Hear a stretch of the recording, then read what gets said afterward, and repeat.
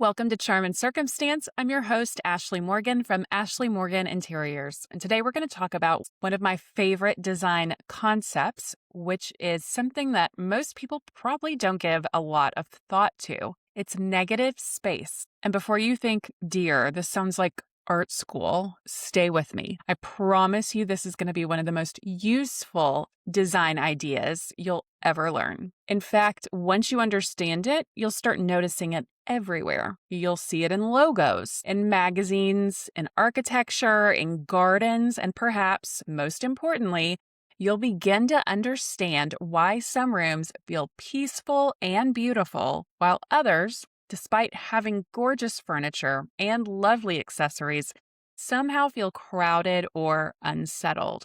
The difference often isn't what the room contains, it's what it doesn't.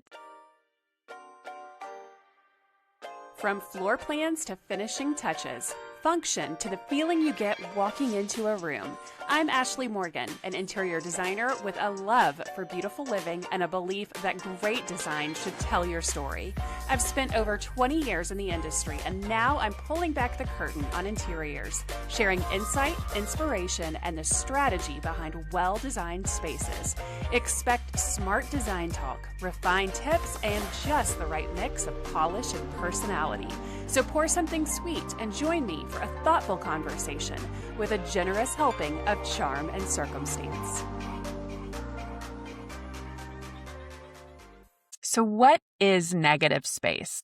At its simplest, negative space is the empty space around an object. It's the breathing room, the pause, the quiet. In graphic design, negative space is often what gives an image its meaning. There are famous logos that cleverly hide images within the empty space. Once you see them, you can't unsee them. And what makes them so memorable isn't complexity, it's restraint. The designer intentionally left something out. They resisted the urge to fill every inch. I think that's one of the hardest lessons in any creative field, knowing when to stop. Because our instinct is often to add another pillow, another accessory, another piece of art. And sometimes what a room actually needs is less. I think one of the first places designers learn to appreciate negative space is in floor plans. When people imagine a beautifully finished room, they often think, what furniture do I need? Designers often ask, where can people move comfortably? The empty pathways in a room are just as important as the furniture, maybe more so. You need room to walk around a dining table, you need room to pull out a chair.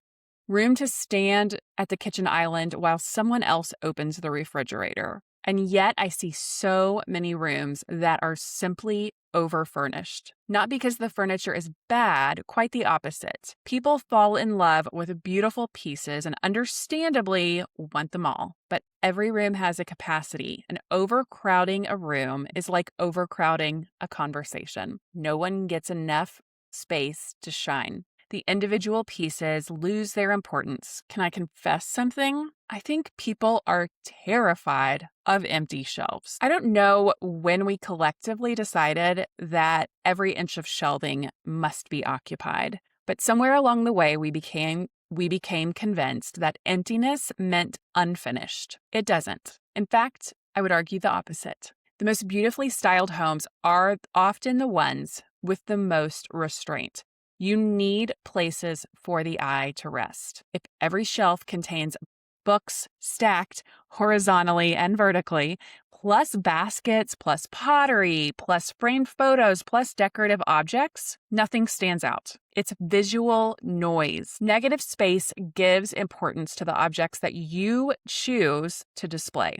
It's the same reason museums don't hang paintings edge to edge and floor to floor. The empty wall surrounding a piece gives it presence. Your shelves deserve the same courtesy. Years ago, I took a trip to Paris and I took this little stuffed animal that belonged to my son because I took pictures of that stuffed dog everywhere I went, these amazing places, so that I could take all of those pictures and then put them together for my son to see his stuffed animal in all these cool places. And so I took the stuffed dog to the Louvre, and there happened to be an empty podium available in the middle of this room. There was nothing on it.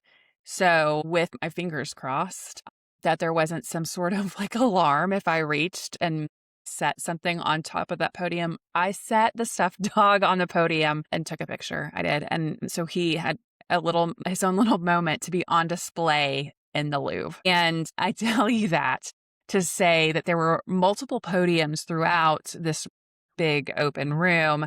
But of course, they are like these standalone, surrounded by nothing, complete empty space around them, lights directly on them, because those artifacts or pieces that are on display are meant to stay. So speaking of art, this may be where negative space becomes the most obvious. I sometimes see gallery walls where frames are packed so tightly together that the individual spaces disappear. Or conversely, art that is so tiny on a large wall that it feels lonely. The magic is often in that balance. How much wall do you leave exposed? How close should the frames be? How large should the mat be? These questions aren't just technical, they're emotional, because negative space changes the way that we experience art. A generous mat around a photograph elevates it. A painting given room to breathe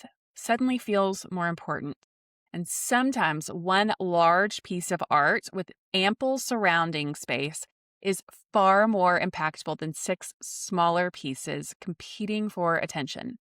I actually think framing is one of the best lessons in negative space, because a beautiful mat is not wasted space. It's not empty. It's intentional. That border of white or linen gives the artwork room to exist. It allows your eye to focus. The artwork becomes the star because the mat isn't fighting for attention.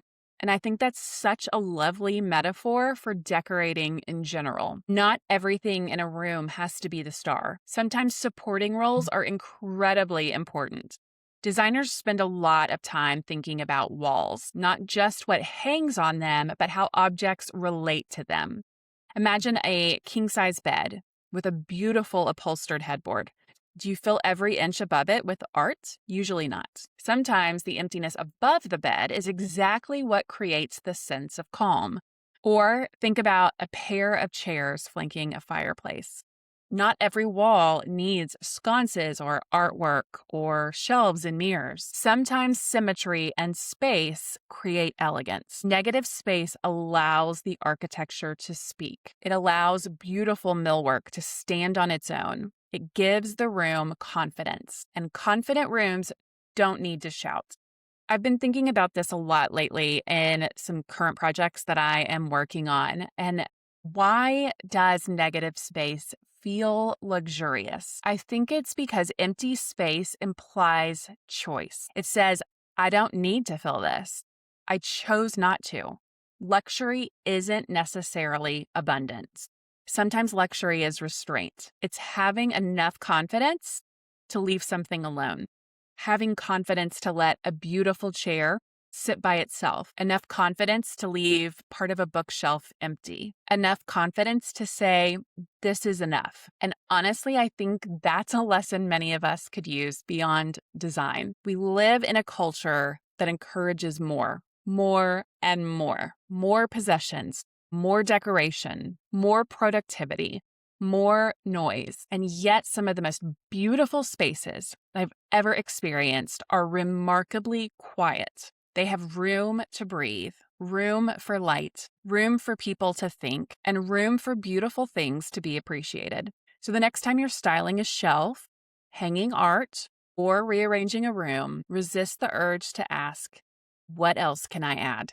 Instead, ask, what could I remove? You may be surprised to discover the empty space wasn't empty at all. It was the thing the room needed the most. Hope you enjoyed this episode, friends, and I will see you in the next episode.